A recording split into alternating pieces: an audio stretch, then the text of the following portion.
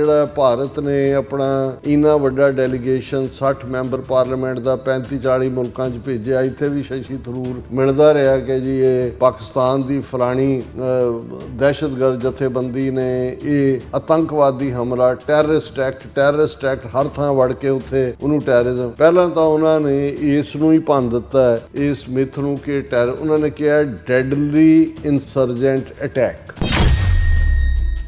ਸਭ ਤੋਂ ਵੱਡੀ ਚਪੇਟ ਤਾਂ ਇਹ ਹੈ ਕਿ ਇੰਨਾ ਵਾਵੇਲਾ ਕਰਨ ਦੇ ਬਾਵਜੂਦ ਇਸ ਨੂੰ ਅਮਰੀਕਾ ਦੇ ਇਸ ਕਮਿਸ਼ਨ ਵੱਲੋਂ ਬਾਈਪਾਰਟੀਸਨ ਕਮਿਸ਼ਨ ਵੱਲੋਂ US China economic security review commission ਉਹ ਇਸ ਨੂੰ ਦਹਿਸ਼ਤਗਰਦੀ ਦੀ ਘਟਨਾ ਨਹੀਂ ਮੰਨਦਾ। ਇਸ ਦੇ ਵਿੱਚ ਬੜਾ ਕਲੀਅਰਲੀ ਕਿਹਾ ਗਿਆ ਕਿ ਵੀ ਇਸ ਦੇ ਵਿੱਚ ਪਾਕਿਸਤਾਨ ਦਾ ਅਪਰ ਹੈਂਡ ਰਿਹਾ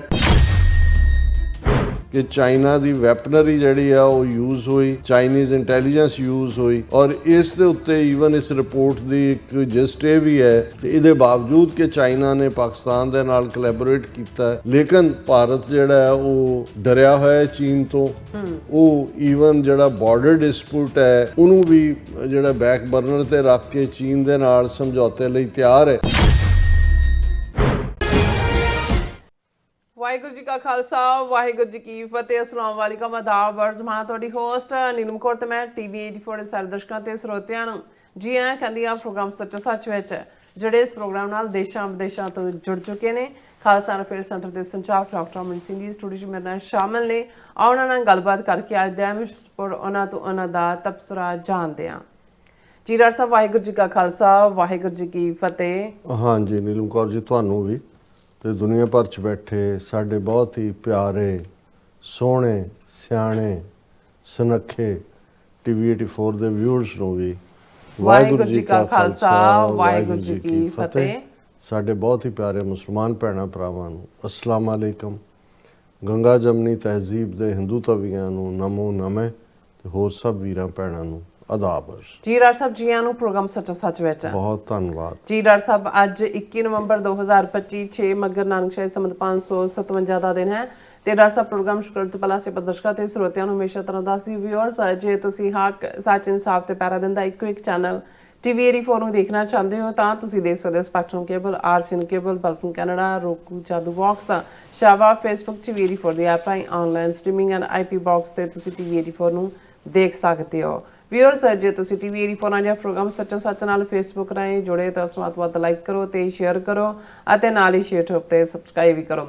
ਇਹ ਵੀ ਦੱਸ ਦਿਓ ਕਿ ਤੁਸੀਂ TV 84 ਦੀ ਐਪ ਨੂੰ ਐਂਡਰੋਇਡ ਐਂਡ ਐਪ ਸਟੋਰ ਤੇ ਡਾਊਨਲੋਡ ਕਰਕੇ ਜੋ TV 84 ਦੀ ਲਾਈਵ ਸਟ੍ਰੀਮ ਹੈ ਇਸ ਨੂੰ ਤੁਸੀਂ 24 ਆਵਰਸ ਦੇਖ ਸਕਦੇ ਹੋ। ਸੋ ਵਿਊਅਰਸ ਪ੍ਰੋਗਰਾਮ ਦੀ ਸ਼ੁਰੂਆਤ ਕਰਨ ਜਾ ਰਹੇ ਹਾਂ ਅੱਜ ਦੀ ਸਪਾਂਸਰਸ਼ਿਪ ਦੇ ਵਾਲੇ ਨਾਲ ਕਿ ਅੱਜ ਦੇ ਪ੍ਰੋਗਰਾਮ ਸੱਚੋ ਸੱਚ ਨੂੰ ਸਪਾਂਸਰ ਕੀਤਾ ਗਿਆ ਐਡਮਿੰਟਨ ਅਲਬਰਟਾ ਕੈਨੇਡਾ ਤੋਂ ਸਰਦਾਰ ਅਵਤਾਰ ਸਿੰਘ ਜੀਰਾ ਵੱਲੋਂ।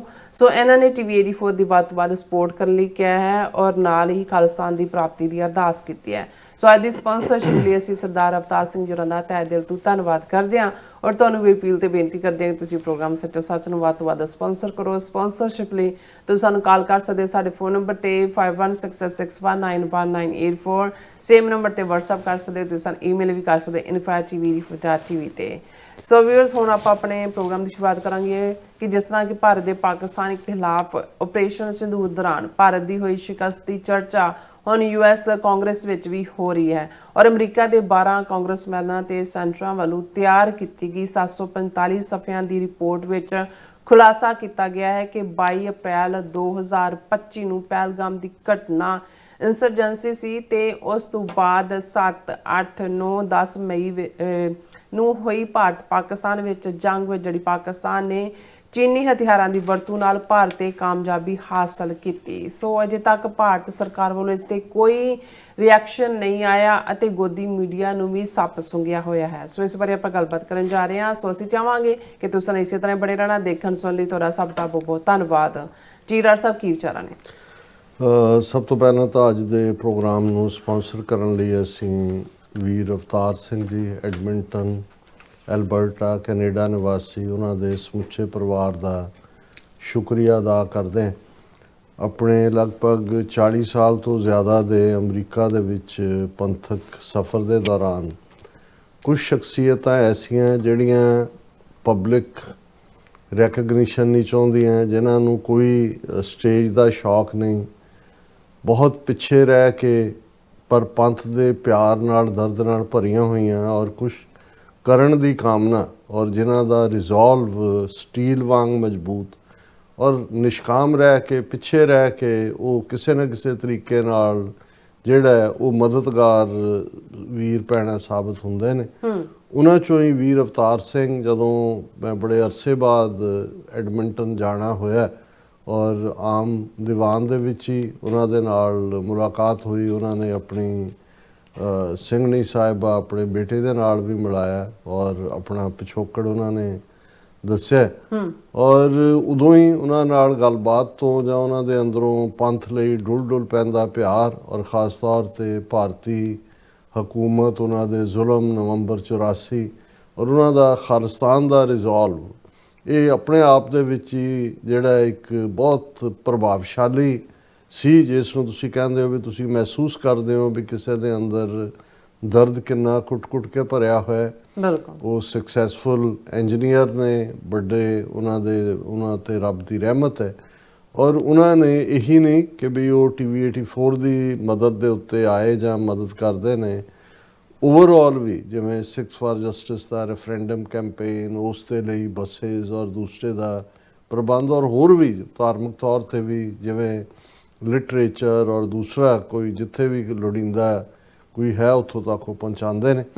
ਔਰ ਉਹ ਹਮੇਸ਼ਾ ਜਿਹੜੇ ਨੇ ਇਸ ਰਿਜ਼ੋਲਵ ਦੇ ਨਾਲ ਔਰ ਇਸ ਫੇਥ ਦੇ ਨਾਲ ਜਿਹੜਾ ਹੈ ਉਹ ਲੱਗੇ ਹੋਏ ਨੇ ਕਿ ਕੌਮੀ ਘਰ ਖਾਲਿਸਤਾਨ ਜਿਹੜਾ ਹੈ ਇਹ ਸਾਡੀ ਮੰਜ਼ਿਲ ਜਿੰਨੀ ਜਲਦੀ ਸਾਡੇ ਕਰੀਬ ਆਏ ਉਨਾ ਹੀ ਬਿਹਤਰ ਹੈ, ਔਰ ਇਹਦੇ ਲਈ ਸਾਨੂੰ ਸਭ ਨੂੰ ਐਫਰਟ ਕਰਨ ਦੀ ਲੋੜ ਹੈ। ਹੁਣ ਵੀ ਕਿਉਂਕਿ ਸਾਲ ਦਾ ਐਂਡ ਹੋ ਰਿਹਾ 2025 ਦਾ, ਅਸੀਂ ਹੋਰ ਵੀ ਆਪਣੇ ਵੀਰਾਂ ਭੈਣਾਂ ਨੂੰ ਅਪੀਲ ਕਰਾਂਗੇ ਕਿ ਭਾਈ ਤੁਸੀਂ ਵੱਧ ਤੋਂ ਵੱਧ ਕੰਟਰੀਬਿਊਟ ਕਰੋ ਤਾਂ ਕਿ ਸਾਡਾ ਪਿਛਲਾ ਘਾਪਾ ਵੀ ਪੂਰਾ ਹੋਏ ਤੇ ਅੱਗੋਂ ਲਈ ਵੀ ਅਸੀਂ ਘੱਟੋ ਘੱਟ ਇਸ ਭਰੋਸੇ ਨਾਲ ਕਿ ਇਸ ਨੂੰ ਅਸੀਂ ਜਾਰੀ ਰੱਖ ਸਕੀਏ ਕਿ ਸਾਡੇ ਕੋਲ ਸਪੋਰਟ ਬੇਸ ਹੈ। ਸੋ ਇਸੇ ਕੰਟੈਕਸਟ 'ਚ ਸਰ ਅਵਤਾਰ ਸਿੰਘ ਹੋਰਾਂ ਨੇ ਲਿਬਰਲੀ ਡੋਨੇਟ ਕੀਤਾ। ਪਰ ਜਿਹੜਾ ਉਹਨਾਂ ਦਾ ਮੈਸੇਜ ਮੈਂ ਦੇਣ ਜਾ ਰਿਹਾ ਹਾਂ, ਹਾਲਾਂ ਇਸ ਦੇ ਉੱਤੇ ਇੱਕ ਇੰਡੀਪੈਂਡੈਂਟ ਡਿਸਕਸ਼ਨ ਦੀ ਜ਼ਰੂਰਤ ਵੀ ਹੈ। ਹਾਲਾਂ ਅਸੀਂ ਜਦੋਂ ਜਿਨ੍ਹਾਂ ਜ਼ਮਾਨਿਆਂ ਪਿਛਲੇ ਅਕਾਲ ਤਖਤ ਦੇ ਜਥੇਦਾਰਾਂ ਵੱਲੋਂ ਜਾਂ ਦੂਸਰਿਆਂ ਵੱਲੋਂ ਅਪੀਲ ਵੀ ਕੀਤੀ ਜਾਂਦੀ ਰਹੀ ਹੈ ਜਾਂ ਉਹਨਾਂ ਵੱਲੋਂ ਇਹ ਆਦੇਸ਼ ਤਾਂ ਨਹੀਂ ਸੀ, ਸੁਝਾਅ ਵੀ ਸੀ, ਕਿਉਂਕਿ ਜਦੋਂ ਅਸੀਂ ਅੱਜ ਓਵਰਆਲ ਦੇਖ ਰਹੇ ਹਾਂ ਸਿੱਖ ਕੌਮ ਦੇ ਹਵਾਲੇ ਨਾਲ ਇੱਕ ਘੱਟ ਗਿਣਤੀ ਲੈਸ ਦੈਨ 2% ਭਾਰਤ ਦੇ ਨਕਸ਼ੇ ਵਿੱਚ ਵੀ, ਪੰਜਾਬ 'ਚੋਂ ਵੀ ਵੱਡੀ ਗਿਣਤੀ ਦੇ ਵਿੱਚ ਪ੍ਰਵਾਸ ਜਿਹੜਾ ਇਸ ਪੀਰੀਅਡ ਦੇ ਵਿੱਚ ਪਿਛਲੇ 8-10 ਸਾਲਾਂ ਦੇ ਵਿੱਚ ਹੋਇਆ। ਬੜੇ ਸਿਸਟਮੈਟਿਕ ਤਰੀਕੇ ਦੇ ਨਾਲ ਪੰਜਾਬ ਦੇ ਵਿੱਚ ਪ੍ਰਵਾਸੀਆਂ ਨੂੰ ਯੂਪੀ ਬਿਹਾਰ ਦੀ ਲੇਬਰ ਨੂੰ ਲਿਆ ਕੇ ਉਹਨਾਂ ਨੂੰ ਇਲੀਗਲ ਕਾਲੋਨੀਜ਼, ਫਿਰ ਉਹਨੂੰ ਲੀਗਲਾਈਜ਼ ਕਰਨਾ, ਵੋਟਰ ਆਧਾਰ ਕਾਰਡ ਰਾਸ਼ਨ ਕਾਰਡ ਬਣਾ ਕੇ ਦੇਣਾ, ਜਿਹਨੂੰ ਡੈਮੋਗ੍ਰਾਫੀ ਬਦਲਣ ਦੀ ਗੱਲ ਹੈ, ਇਹ ਕੀਤੀ ਜਾ ਰਹੀ ਹੈ।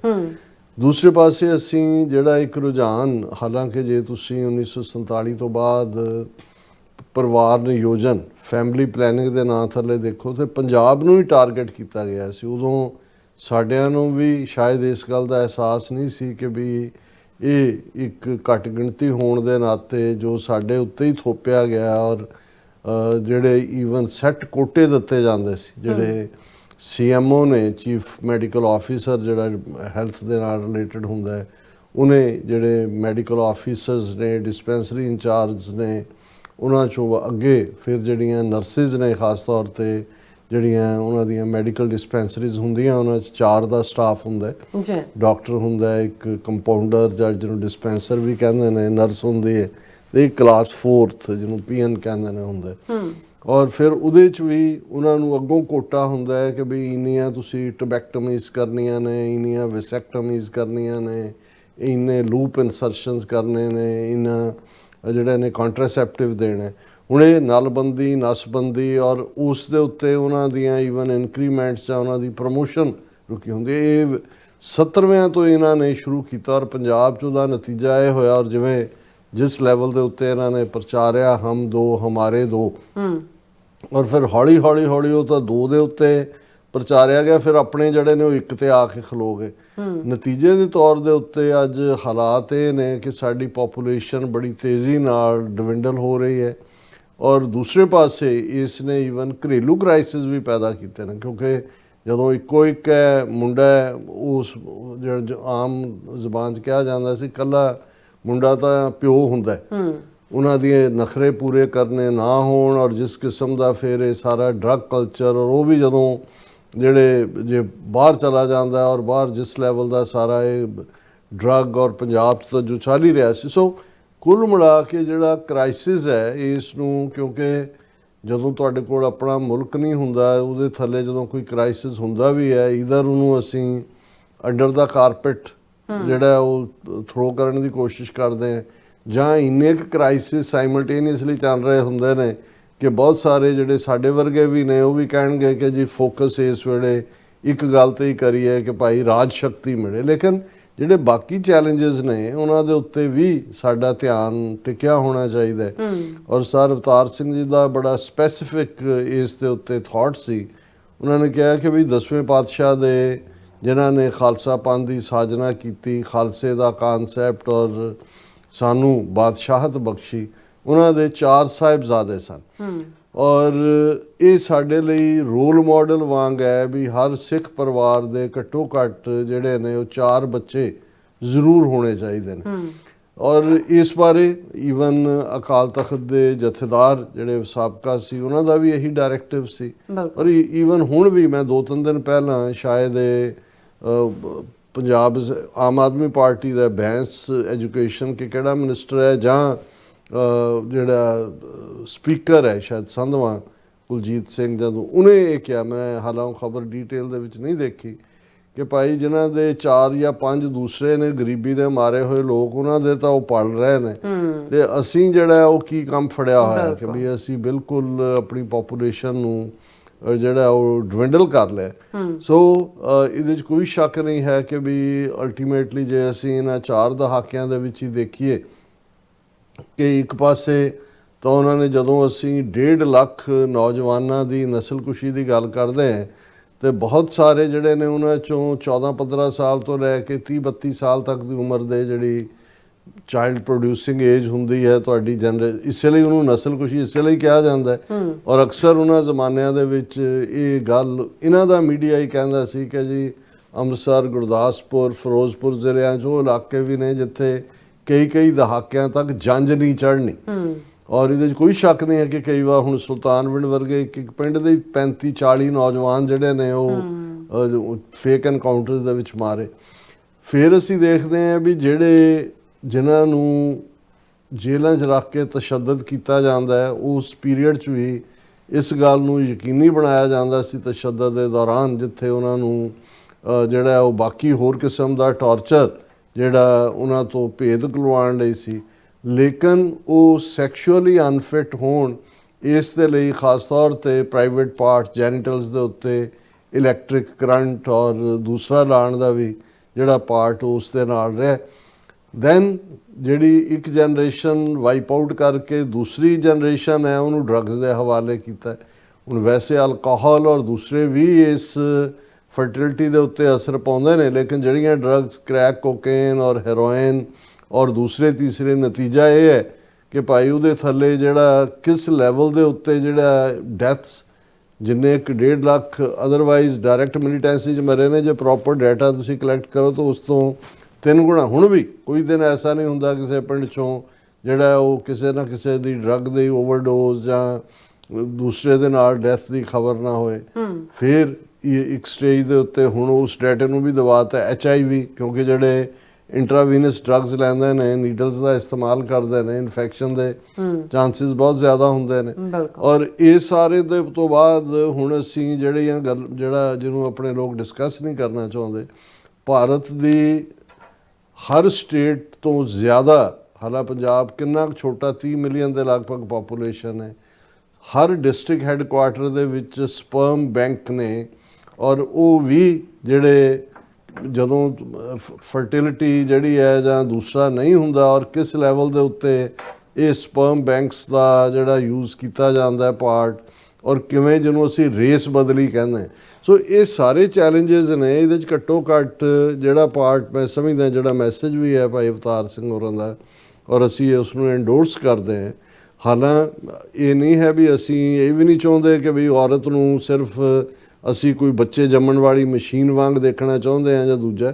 ਵਿਦ ਕੰਸੈਂਸਸ ਜਦੋਂ ਅਸੀਂ ਪਰਿਵਾਰਾਂ ਦੇ ਵਾਧੇ ਦੀ ਗੱਲ ਕਰਦੇ ਹਾਂ, ਵੈਸੇ ਵੀ ਜੇ ਸਟੇਬਿਲਿਟੀ ਬੈਲੈਂਸ ਪਰਿਵਾਰਾਂ ਦੇ ਵਿੱਚ ਜਿਹੜੇ ਜਿਹੜੀ ਸਾਡੀ ਜਨਰੇਸ਼ਨ ਸੀ ਜਿਹਦੇ 6-7 ਬੱਚੇ ਵੀ ਨਾਰਮਲ ਵਾਂਗ ਹੁੰਦੇ ਸੀ, ਉਹਦੇ 'ਚ ਉਹੀ ਤੁਹਾਡੇ ਜਿਹੜੇ ਸਿਬਲਿੰਗ ਨੇ, ਉਹ ਤੁਹਾਡੇ ਦੋਸਤ ਵੀ ਨੇ, ਸਾਥੀ ਵੀ ਨੇ, ਭੈਣਾਂ ਭਰਾਵਾਂ ਦਾ ਇੱਕ ਆਪਸੀ ਦੂਜਾ। ਔਰ ਉਸ ਪੀਰੀਅਡ ਦੇ ਵਿੱਚ ਤੁਹਾਨੂੰ ਉਸ ਕਿਸਮ ਦੇ ਅੱਜ ਜਿਵੇਂ ਬੱਚੇ ਮਾਨਸਿਕ ਦਬਾਅ ਦਾ ਸ਼ਿਕਾਰ ਨੇ, ਸਾਈਕੋਲੋਜੀਕਲੀ ਸਿੱਕ ਨੇ, ਇਵੇਂ ਨਹੀਂ ਸੀ ਹੁੰਦਾ। ਉਹੀ ਲੜਦੇ ਭਿੜਦੇ ਦੂਜੇ ਤੇ ਗੁਜ਼ਰ ਵੀ ਹੋਈ ਜਾਂਦਾ ਸੀ। ਔਰ ਅਸੀਂ ਇਸ ਗੱਲ ਨੂੰ ਸਮਝਦੇ ਹਾਂ ਕਿ ਭਾਈ ਇਹ ਇੱਕ ਪਾਰਟ ਹੈ ਜਿਹੜਾ ਇਹ ਠੀਕ ਹੈ ਕਿ ਇਸ ਦੇ ਉੱਤੇ ਇੱਕ ਵਿਊ ਪੁਆਇੰਟ ਮੈਨੂੰ ਯਾਦ ਹੈ ਸੈਕਟਰੀ ਆਫ ਹੈਲਥ ਹੁੰਦੇ ਸੀ ਤਾਂ ਉਹਨਾਂ ਨੇ ਇਹਨੂੰ ਅਦਰਵਾਈਜ਼ ਕਹਿਣਾ, ਉਹਨਾਂ ਨੇ ਕਹਿਣਾ ਜੀ ਭਾਵੇਂ ਥੋੜ੍ਹੇ ਹੋਣ ਪਰ ਵੈਲ ਐਜੂਕੇਟਡ ਹੋਣ, ਵੈਲ ਫਲਾਣਾ ਹੋਏ। ਲੇਕਿਨ ਇਨ ਦਾ ਐਂਡ ਆਫ ਦਾ ਡੇ ਜਿਹੜਾ ਜਦੋਂ ਅਸੀਂ ਸਿਰਾਂ ਦੀ ਗਿਣਤੀ ਦੀ ਗੱਲ ਕਰਦੇ ਹਾਂ, ਜੇ ਅਸੀਂ ਓਵਰਆਲ ਦੇਖੀਏ ਤੇ ਅਲਟੀਮੇਟਲੀ ਸਿਰਾਂ ਦੀ ਗਿਣਤੀ ਬਹੁਤ ਸਾਰੇ ਗੱਲਾਂ ਨੂੰ ਡਿਸਾਈਡ ਕਰਦੀ ਹੈ। ਸੋ ਕਾਲਡ ਜਮਹੂਰੀਅਤ ਵੀ ਸਿਰਾਂ ਦੀ ਗਿਣਤੀ ਦਾ ਨਾਂ ਹੀ ਹੈ। ਔਰ ਅਸੀਂ ਜਿਹੜੇ ਮੁਲਕ ਈਵਨ ਜਿਨ੍ਹਾਂ 'ਚ ਜੈਨੋਸਾਈਡ ਔਰ ਨਸਲਕੁਸ਼ੀਆਂ ਹੋਈਆਂ ਨੇ, ਉਹ ਇਸ ਗੱਲ ਦੇ ਉੱਤੇ ਹੀ ਹੁੰਦਾ ਹੈ ਕਿ ਭਾਈ ਸਾਡੀ ਰੇਸ, ਸਾਡਾ ਧਰਮ, ਸਾਡੀ ਕੌਮ, ਉਸ ਦੇ ਵਿੱਚ ਇਜ਼ਾਫਾ ਤਾਂ ਹੀ ਹੋਏਗਾ। ਪਰਿਵਾਰ ਪਹਿਲੀ ਯੂਨਿਟ ਹੈ। ਸੋ ਅਸੀਂ ਜਿੱਥੇ ਸਰ ਅਵਤਾਰ ਸਿੰਘ ਜੀ ਦਾ ਸ਼ੁਕਰੀਆ ਅਦਾ ਕਰਦੇ ਹਾਂ, ਉਹਨਾਂ ਦੇ ਸਮੁੱਚੇ ਪਰਿਵਾਰ ਦਾ, ਅਸੀਂ ਕੋਸ਼ਿਸ਼ ਕੀਤੀ ਕਿ ਜਿਹੜਾ ਉਹਨਾਂ ਦਾ ਸਪੈਸੀਫਿਕ ਮੈਸੇਜ ਸੀ, ਉਹਨਾਂ ਦਾ ਇਹ ਕਹਿਣਾ ਸੀ ਕਿ ਵੀ ਇਹ ਤੁਸੀਂ ਸਾਡੇ ਵੱਲੋਂ ਵੀ ਕਨਵੇ ਕਰੋ। ਸੋ ਅਸੀਂ ਇੱਕ ਵਾਰ ਫਿਰ ਉਹਨਾਂ ਦਾ ਸ਼ੁਕਰੀਆ ਅਦਾ ਕਰਦੇ ਹਾਂ। ਗੱਲ ਹਾਲਾਂ ਹੁਣ ਇਸ ਗੱਲ ਨੂੰ 22 ਅਪ੍ਰੈਲ 2025 ਨੂੰ ਪਹਿਲਗਾਮ ਹੋਇਆ, 25-26 ਇਨੋਸੈਂਟ ਬੇਗੁਨਾਹ ਜਿਹੜੇ ਯਾਤਰੂ ਸੀ ਉਹ ਆਇਡੈਂਟੀਫਾਈ ਕਰਕੇ ਮਾਰੇ ਜਿਹੜਾ। ਔਰ ਉਸ ਤੋਂ ਬਾਅਦ ਉਸ ਨੂੰ ਇੱਕਦਮ ਬਿਨਾਂ ਕਿਸੇ ਪੜਤਾਲ, ਬਿਨਾਂ ਕਿਸੇ FIR ਦੇ ਲਿਖਿਆ ਦਿੱਲੀ ਹਕੂਮਤ ਨੇ, ਮੋਦੀ ਜੀ ਨੇ ਡਿਕਲੇਅਰ ਕਰ ਦਿੱਤਾ ਕਿ ਜੀ ਪਾਕਿਸਤਾਨ ਤੇ ਜੈਸ਼-ਏ-ਮੁਹੰਮਦ ਤੇ ਲਸ਼ਕਰ-ਏ-ਤਾਇਬਾ ਉਹ ਜਿਹੜੇ ਉਹਨਾਂ ਦੇ ਟਿਪਸ ਦੇ ਉੱਤੇ ਨੇ, ਉਹੀ ਫੌਰਨ ਨਾਮ ਲੈ ਦਿੰਦੇ ਨੇ ਕਿ ਜੀ ਅਸੀਂ ਇਸ ਦਾ ਢੁਕਵਾਂ ਜਵਾਬ ਦਿਆਂਗੇ, ਇਸ ਨੂੰ ਘੁਸ ਕੇ ਮਾਰਾਂਗੇ। ਜੋ ਇਹਨਾਂ ਦਾ ਪਹਿਲਾ ਬਾਲਾਕੋਟ ਤੋਂ ਬਾਅਦ ਦੀ ਟਰਮੀਨੋਲੋਜੀ ਸੀ ਉਹ ਦੁਬਾਰਾ ਸਾਰੀ ਰਿਵਾਈਵ ਕਰ ਲਈ।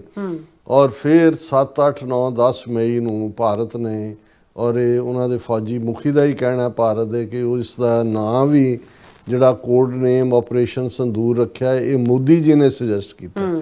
ਔਰ ਇਸ ਤੋਂ ਜ਼ਾਹਰ ਹੈ ਕਿ ਭਾਈ ਉੱਥੇ ਤਾਂ ਜਿਹੜਾ ਇਸ ਵੇਲੇ ਆਰਮੀ ਔਰ ਸਿਵਿਲੀਅਨ ਸਭ ਕੁਛ ਰਲਗੜ ਹੋਇਆ ਔਰ ਅਲਟੀਮੇਟਲੀ ਜਿਹੜੀ ਸਾਰੀ ਕਮਾਂਡ ਹੈ ਉਹ RSS ਦੇ ਨਾਗਪੁਰ ਬ੍ਰਿਗੇਡ ਦੇ ਕੋਲ ਹੀ ਹੈ ਔਰ ਉਹੀ ਡਿਸਾਈਡ ਕਰਦੇ ਨੇ।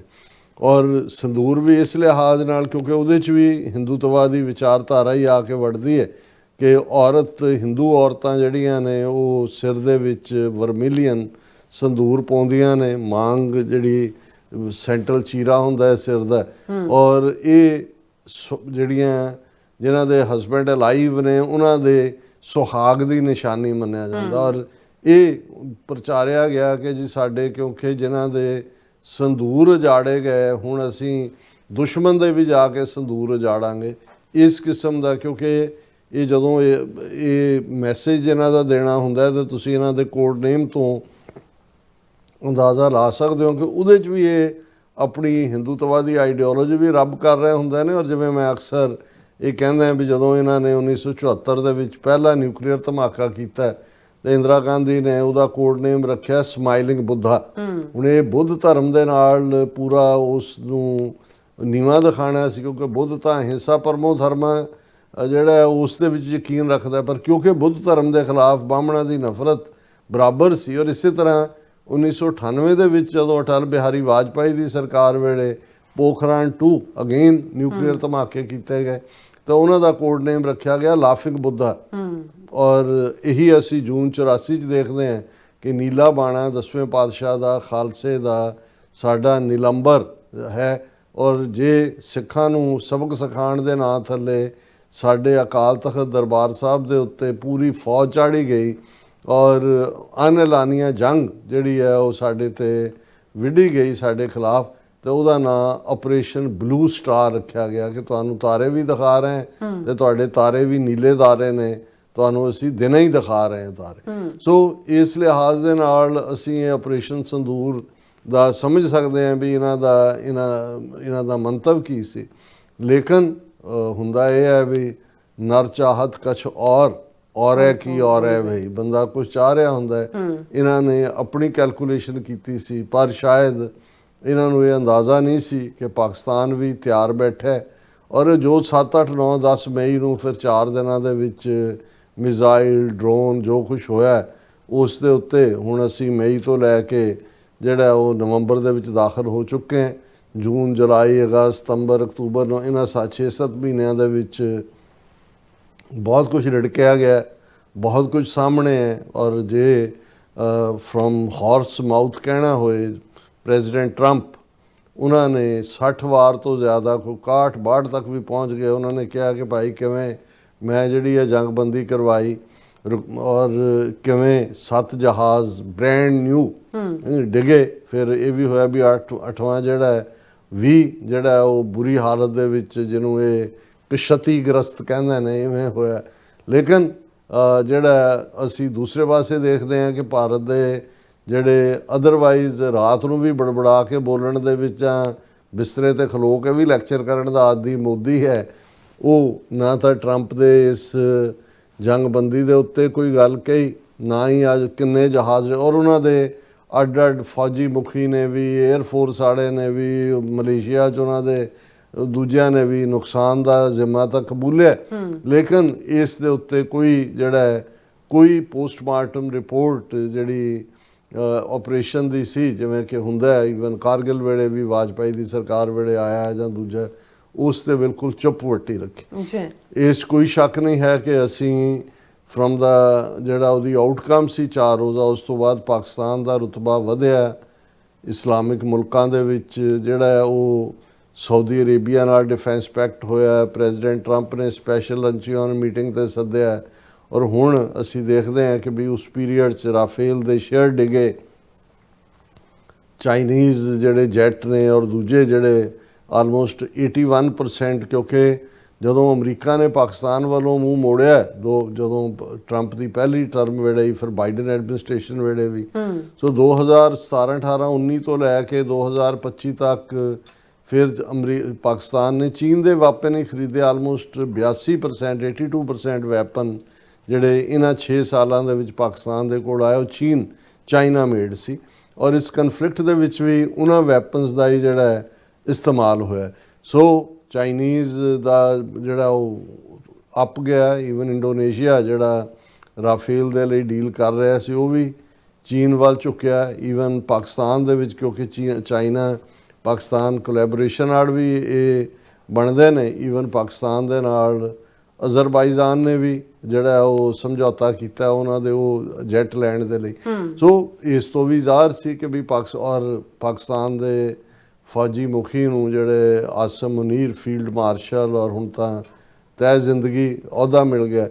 ਹੁਣ ਇਹ ਸਾਰੇ ਵੀ ਸੀ। ਲੇਕਿਨ ਅਦਰ ਦੈਨ ਜਦੋਂ ਟਰੰਪ ਬਾਰ-ਬਾਰ ਕਹਿੰਦਾ ਸੀ ਕਿ ਜੀ ਜੰਗਬੰਦੀ ਕਰਾਈ, 8 ਜਹਾਜ਼ ਬ੍ਰੈਂਡ ਨਿਊ ਡਿਗੇ, ਨਿਊਕਲੀਅਰ ਹੋ ਜਾਣਾ ਸੀ, ਤੇ ਇੰਡੀਅਨਸ ਨੇ ਜਾਂ ਉਹਨਾਂ ਦੀ ਜਿਹੜੀ ਪ੍ਰੋਪੇਗੈਂਡਾ ਜਾਂ ਜਿਹੜੇ ਸੋਫਿਸਟੀਕੇਟ ਲੋਕ, ਈਵਨ ਕਾਂਗਰਸ 'ਚੋਂ ਸ਼ਸ਼ੀ ਥਰੂਰ ਵਰਗਾ ਟੁਚਾ ਖਰੀਦ ਕੇ ਇਹਨਾਂ ਨੇ ਜਿਹਨੇ ਡੈਲੀਗੇਸ਼ਨ ਭੇਜਿਆ 35-40 ਮੁਲਕਾਂ 'ਚ 60 ਐਮਪੀਸ ਦਾ, ਇਹਨਾਂ ਨੇ ਇਹ ਕਹਿਣ ਦਾ ਯਤਨ ਕੀਤਾ ਵੀ ਟਰੰਪ ਤਾਂ ਜਿਵੇਂ ਕੋਈ ਕ੍ਰੈਡੀਬਲ ਨਹੀਂ ਆ, ਉਹ ਤਾਂ ਕਹਿੰਦਾ ਹੀ ਰਹਿੰਦਾ, ਉਹ ਝੂਠ ਬੋਲਦਾ ਹੈ, ਇੱਧਰ ਉਹਨੇ ਕਹਿ ਦਿੱਤਾ, ਉਹਨੇ ਕਹਿ ਦਿੱਤਾ।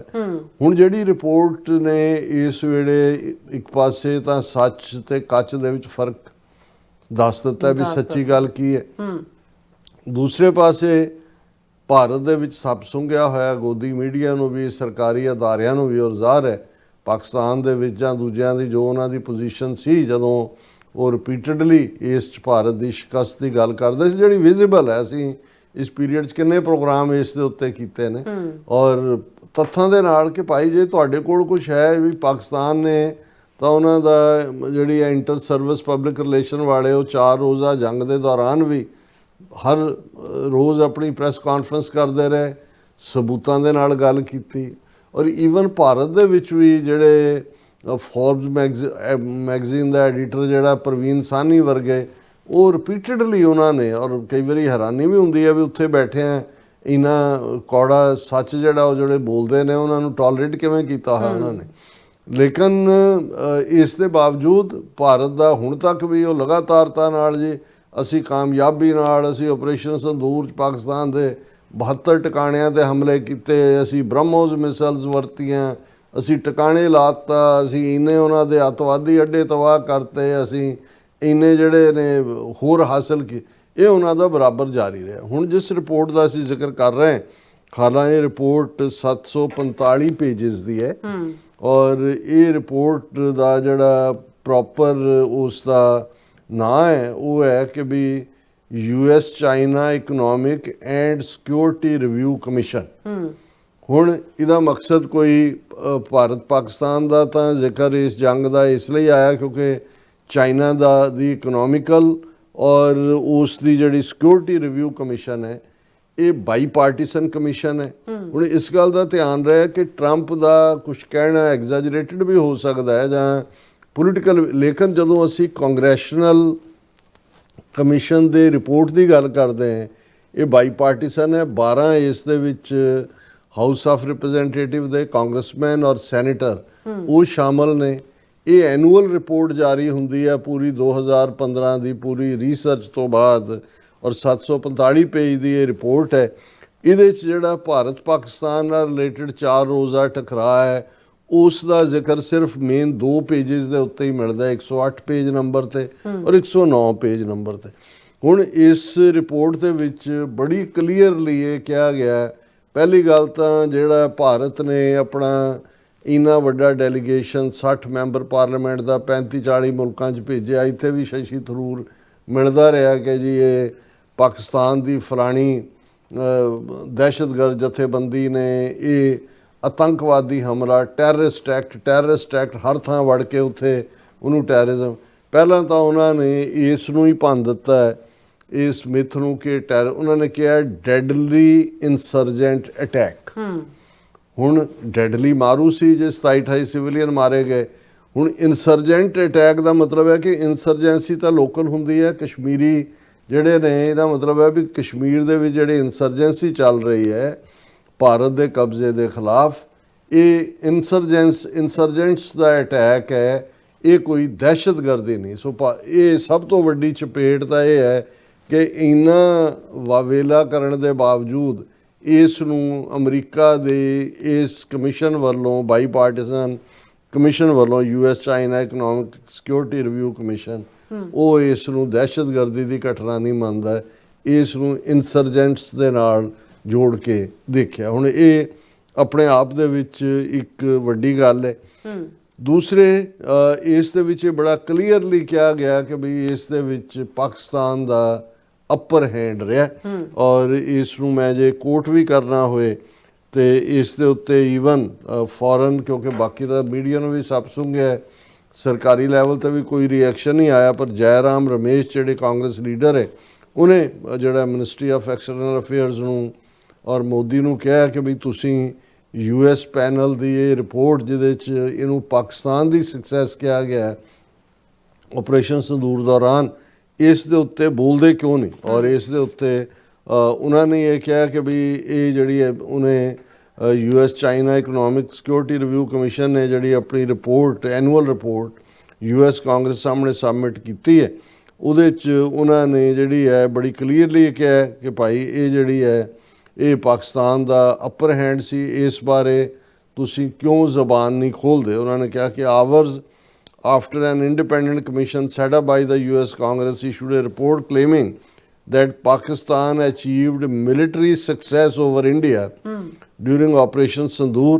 The president of the US has once again trumpeted for the 61st time the claim that he brought an end to Operation Sindoor by threatening to impose tariffs of 350% on. उधर वो रिपोर्ट आई, उधर Trump ने भी ये अगों ये कहता कि भी मैं ਇਸ ਢੰਗ ਨਾਲ ਹੀ ਕਰਵਾਇਆ ਇਹਨਾਂ ਦਾ ਕਿ ਮੈਂ ਇਹਨਾਂ ਨੂੰ ਕਿਹਾ ਵੀ ਮੈਂ ਤੁਹਾਡੇ ਤੇ ਦੋਨਾਂ ਮੁਲਕਾਂ ਤੇ 350% ਟੈਰਿਫ ਠੋਕ ਦਿਆਂਗਾ ਜੇ ਤੁਸੀਂ ਜੰਗਬੰਦੀ ਨਾ ਕੀਤੀ ਔਰ ਉਹਨੇ ਕਿਹਾ ਕਿ I am not going to have you guys shooting nuclear weapons at each other, killing millions of people and having the nuclear trust floating over Los Angeles. ਉਹਨੇ ਕਿਹਾ ਜੀ ਤੁਸੀਂ ਲੜੋ, ਇੱਕ ਦੂਜੇ ਤੇ ਨਿਊਕਲੀਅਰ ਬੰਬ ਮਾਰੋ, ਮਿਜ਼ਾਈਲਾਂ ਛੱਡੋ, ਉਹ ਜਿਹੜੀ ਨਿਊਕਲੀਅਰ ਡਸਟ ਹੈ ਉਹ ਤਾਂ ਲਾਸ ਐਂਜਲਿਸ ਤੱਕ ਪਹੁੰਚ ਜਾਏਗੀ, ਮੈਂ ਤੁਹਾਨੂੰ ਇਵੇਂ ਨਹੀਂ ਕਰਨ ਦਿਆਂਗਾ ਔਰ 350% ਤੁਹਾਡੇ ਤੇ ਮੈਂ ਠੋਕਾਂਗਾ। ਔਰ ਫਿਰ ਟਰੰਪ ਨੇ ਕਿਹਾ ਕਿ ਭਾਈ ਇਸ ਤੋਂ ਬਾਅਦ ਮੈਨੂੰ ਪਾਕਿਸਤਾਨ ਦਾ ਵੀ ਫੋਨ ਆਇਆ, ਉਹਨਾਂ ਦੇ ਪ੍ਰਾਈਮ ਮਿਨਿਸਟਰ ਦਾ, ਮੋਦੀ ਦਾ ਵੀ ਆਇਆ ਕਿ ਜੀ ਅਸੀਂ ਜਿਹੜਾ ਬਿਲਕੁਲ ਤਿਆਰ ਹੈ ਜੰਗਬੰਦੀ ਲਈ, ਜੰਗਬੰਦੀ ਕਰਾਂਗੇ ਔਰ ਅੱਗੋਂ ਤੋਂ ਵੀ ਕਦੇ ਹਮਲਾ ਨਹੀਂ ਕਰਾਂਗੇ। ਔਰ ਫਿਰ ਉਹਨੇ ਟਰੰਪ ਨੇ ਕਿਹਾ I am good at settling dispute and I always have been, I have done very well with that over the years, even before this. I was talking about the different wars ਔਰ ਇਹ ਸਾਰੇ ਦੇ ਉੱਤੇ। ਹੁਣ ਅਸੀਂ ਵਾਪਸ ਜਦੋਂ ਇਸ ਰਿਪੋਰਟ ਵੱਲ ਮੁੜਦੇ ਤੇ ਇਸ ਦੇ ਵਿੱਚ ਬੜਾ ਕਲੀਅਰਲੀ ਜਿਵੇਂ ਐਸ ਰਾਮ ਨੇ ਵੀ ਇਸ ਪਾਰਟ ਨੂੰ ਕਿਹਾ ਕਿ ਬਈ ਇਹ ਜਿਹੜੀ ਐਨੂਅਲ ਰਿਪੋਰਟ ਹੈ US ਕਾਂਗਰਸ ਨੂੰ, ਉਸ ਦੇ ਵਿੱਚ ਬੜਾ ਕਲੀਅਰਲੀ ਕਿਹਾ ਗਿਆ ਵੀ ਇੱਕ ਪਾਸੇ ਤਾਂ ਉਹਨਾਂ ਨੇ ਜਿਹੜਾ ਹਮਲਾ ਹੈ 22 ਅਪ੍ਰੈਲ ਦਾ ਉਹਨੂੰ ਇਨਸਰਜੈਂਟ ਅਟੈਕ ਕਿਹਾ, ਫਿਰ ਪਾਕਿਸਤਾਨੀ ਮਿਲਟਰੀ ਸਕਸੈਸ ਦੀ ਗੱਲ ਕੀਤੀ ਇੰਡੀਆ ਦੇ ਉੱਪਰ ਔਰ ਪ੍ਰੈਜ਼ੀਡੈਂਟ ਟਰੰਪ 61 ਵਾਰ ਇਸ ਦੇ ਉੱਤੇ ਕਲੇਮ ਕਰ ਚੁੱਕਾ ਵੀ ਉਹਨਾਂ ਨੇ ਰੁਕਵਾਇਆ।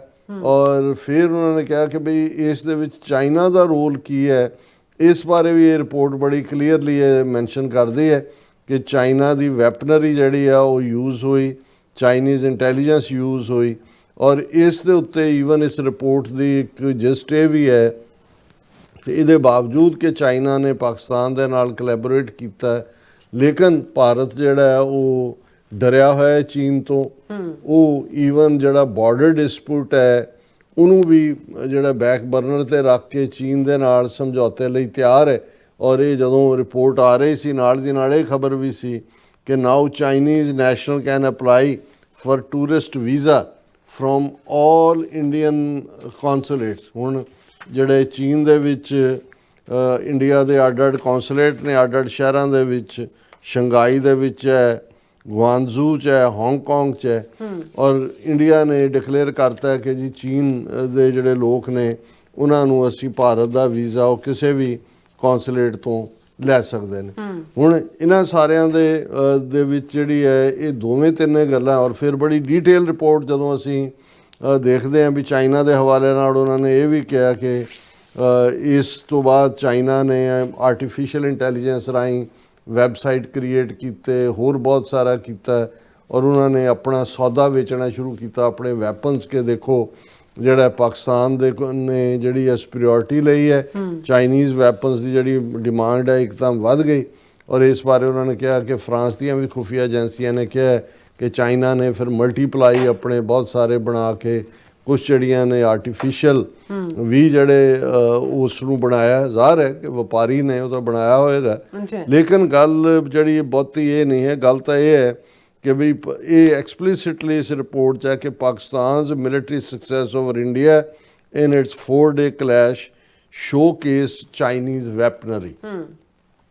ਇਹ 4 ਰੋਜ਼ਾ ਸਕਸੈਸ ਦਾ ਨਤੀਜਾ ਸੀ ਕਿ ਚੀਨ ਦੇ ਜਿਹੜੇ ਹਥਿਆਰ ਨੇ ਉਹਨਾਂ ਦੀ ਮਾਰਕੀਟ ਇੱਕਦਮ ਵਧੀ। ਇੰਡੋਨੇਸ਼ੀਆ ਨੇ ਜਿਹੜਾ ਰਾਫੇਲ ਨਾਲ ਡੀਲ ਕਰ ਰਹੇ ਸੀ ਉਹ ਪਾਸੇ ਰੱਖਿਆ ਔਰ ਇਸ ਦੇ ਉੱਤੇ ਉਹਨਾਂ ਨੇ ਕਿਹਾ ਕਿ ਬਈ ਜਿਹੜਾ ਉਹਨਾਂ ਨੂੰ ਕਾਫੀ ਰਾਫੇਲ ਨੂੰ ਸੈਟਬੈਕ ਲੱਗਾ, ਉਹਦੇ ਸ਼ੇਅਰ ਵੀ ਡਿਗੇ।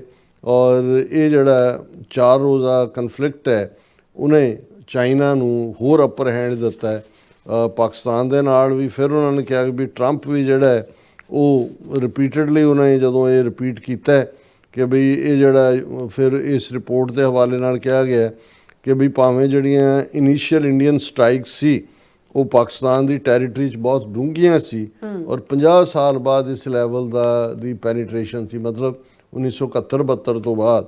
ਔਰ ਇੱਕ ਕ੍ਰਿਟੀਕਲ ਫੈਕਟਰ ਸੀ ਜਿਹਨੇ ਬਹੁਤ ਇਹਨੂੰ ਐਸਕੇਲੇਟ ਕੀਤਾ।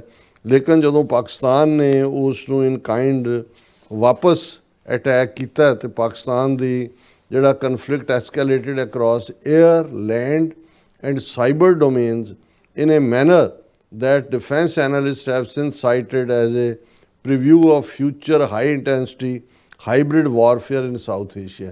ਕਿ ਜਿਸ ਲੈਵਲ ਦੇ ਉੱਤੇ ਇਹ ਐਸਕੇਲੇਟ ਹੋਈ ਇਹ ਦੱਸ ਰਿਹਾ ਵੀ ਫਿਊਚਰ ਦੀ ਵੀ ਜਿਹੜੀ ਹੈ ਵਾਰਫੇਅਰ ਉਹ ਕਿਵੇਂ ਹਾਈਬ੍ਰਿਡ ਵਾਰਫੇਅਰ ਹੋਏਗੀ। ਫਿਰ ਅੱਡ ਕੇ ਕਿਹੜੀਆਂ ਮਿਸਲ ਯੂਜ਼ ਹੋਈਆਂ, Chinese build J-10C vigorous dragon fighters became a central feature, ਔਰ ਉਹਨਾਂ ਸਾਰੇ ਹਥਿਆਰਾਂ ਮਿਸਾਈਲਾਂ ਦਾ ਜ਼ਿਕਰ ਹੈ। ਚਾਈਨਾ ਦੇ ਜਿਹੜੇ ਨੇ J-10C ਫਾਈਟਰਸ ਦਾ, ਔਰ ਇੰਡੀਆ ਵੱਲੋਂ ਬ੍ਰਹਮੋਸ ਇਸਤੇਮਾਲ ਕਰਨ ਦਾ। ਔਰ ਪਾਕਿਸਤਾਨੀ ਫੋਰਸਿਸ ਨੇ ਇਹ ਕਲੇਮ ਕੀਤਾ ਹੈ ਕਿ ਵੀ ਉਹਨਾਂ ਨੇ 26 ਇੰਡੀਅਨ ਮਿਲਟਰੀ ਟਾਰਗੇਟਸ ਨੂੰ ਜਿਹੜਾ ਉਹ ਨਿਸ਼ਾਨੇ 'ਤੇ ਲਿਆ, ਜਿਨ੍ਹਾਂ 'ਚ ਇੰਡੀਆ ਦੇ airbase logistic nodes without losing a single PAF aircraft. Pakistani air force ਦਾ ਇੱਕ ਵੀ ਜਹਾਜ਼ ਨਹੀਂ ਨੁਕਸਾਨਿਆ ਗਿਆ। ਔਰ ਇਸ ਦੇ ਉਲਟ ਭਾਰਤ ਦੇ ਜਿਹੜੇ ਨੇ ਈਵਨ ਇਸ ਰਿਪੋਰਟ 'ਚ ਵੀ 3 to 4 ਕਿਹਾ ਗਿਆ। ਔਰ ਇਹ ਤਾਂ ਭਾਰਤ ਨੇ ਵੀ ਮੰਨਿਆ ਹੋਇਆ, ਲੇਕਿਨ ਉਹ ਇਸ ਦੇ ਉੱਤੇ ਅਜੇ ਤੱਕ ਵੀ ਉਹਨਾਂ ਨੇ, ਜਿਵੇਂ ਅਸੀਂ ਕਿਹਾ, ਵੀ ਕੋਈ ਅਥੈਂਟਿਕ ਰਿਪੋਰਟ ਜਾਰੀ ਨਹੀਂ ਕੀਤੀ। ਔਰ ਇਸ ਦੇ ਉੱਤੇ ਇੰਡੀਅਨ ਆਫੀਸ਼ੀਅਲਸ ਨੇ ਇਹ ਜਿਹੜਾ ਚਾਈਨਾ ਦੇ ਉੱਤੇ ਚਾਰਜ ਕੀਤਾ ਕਿ ਉਸ ਨੇ ਪਾਕਿਸਤਾਨ ਨੂੰ ਸੈਟੇਲਾਈਟ ਰਾਹੀਂ ਲਾਈਵ ਇਨਪੁਟਸ ਦਿੱਤੀਆਂ 109 ਇੰਡੀਅਨ ਮਿਲਟਰੀ ਪੋਜੀਸ਼ਨਸ ਦੀਆਂ, ਜਿਹਦੇ ਥੱਲੇ ਪਾਕਿਸਤਾਨ ਲਈ ਟਾਰਗੇਟਿੰਗ ਸੌਖੀ ਹੋਈ। ਔਰ ਇਸ ਨੂੰ ਭਾਵੇਂ ਚਾਈਨਾ ਔਰ ਪਾਕਿਸਤਾਨ ਦੋਨਾਂ ਨੇ ਡਿਨਾਈ ਕੀਤਾ। ਹਾਲਾਂਕਿ ਇਸ ਰਿਪੋਰਟ 'ਚ ਕਿਹਾ ਗਿਆ ਕਿ ਅਸੀਂ ਇਸ ਨੂੰ ਪ੍ਰੋਕਸੀ ਵਾਰ ਨਹੀਂ ਕਹਿ ਸਕਦੇ ਚਾਈਨਾ ਵੱਲੋਂ ਇੰਡੀਆ ਦੇ ਖਿਲਾਫ, ਕਿ ਪਾਕਿਸਤਾਨ ਐਜ਼ ਏ ਪ੍ਰੋਕਸੀ ਜਿਹੜਾ ਉਹ ਇਸਤੇਮਾਲ ਹੋਏ, ਟੂ ਐਗਜ਼ੈਜਰੇਸ਼ਨ ਹੋਏਗੀ।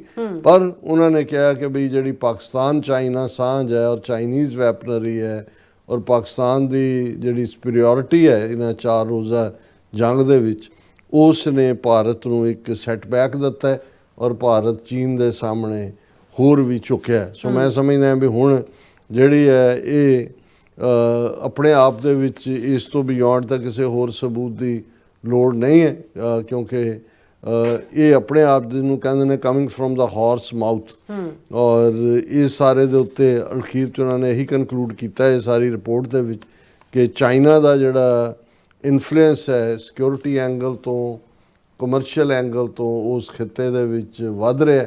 ਔਰ ਇਸ ਸਾਰੇ 'ਚ, ਔਰ ਇਸ 'ਚੋਂ ਹੀ ਹੁਣ ਜਦੋਂ ਤੁਸੀਂ ਇਹ ਰਿਪੋਰਟ, ਇਹ ਤਾਂ ਕੋਈ ਟਰੰਪ ਨੇ ਨਹੀਂ ਲਿਖੀ, ਇਹ ਇੰਡੀਪੈਂਡੈਂਟ ਸੋਰਸ ਤੋਂ ਆਈ ਹੈ, ਪਰ ਇਸ ਤੋਂ ਤੁਸੀਂ ਅੰਦਾਜ਼ਾ ਲਾ ਸਕਦੇ ਹੋ ਕਿ ਇਮੀਡੀਏਟਲੀ ਕੁਝ ਹਫ਼ਤਿਆਂ ਬਾਅਦ ਪ੍ਰੈਜ਼ੀਡੈਂਟ ਟਰੰਪ ਦਾ ਉਹਨਾਂ ਦੇ ਫੌਜੀ ਮੁਖੀ ਪਾਕਿਸਤਾਨ ਦੇ ਨੂੰ ਆਸਿਮ ਮਨੀਰ ਨੂੰ ਲੰਚ 'ਤੇ ਸੱਦਣਾ, ਡੀਲ ਕਰਨਾ, Saudi Arabia Pakistan defence packet ਨੂੰ ਐਨਕਰੇਜ ਕਰਨਾ।